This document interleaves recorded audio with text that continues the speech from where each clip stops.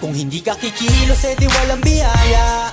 Yan ang laging tandaan. Huwag kang puro reklamo, ganyan lang yan sa una. Basta sipag at tiyaga, di na mahalaga kung mabilis o mabagal.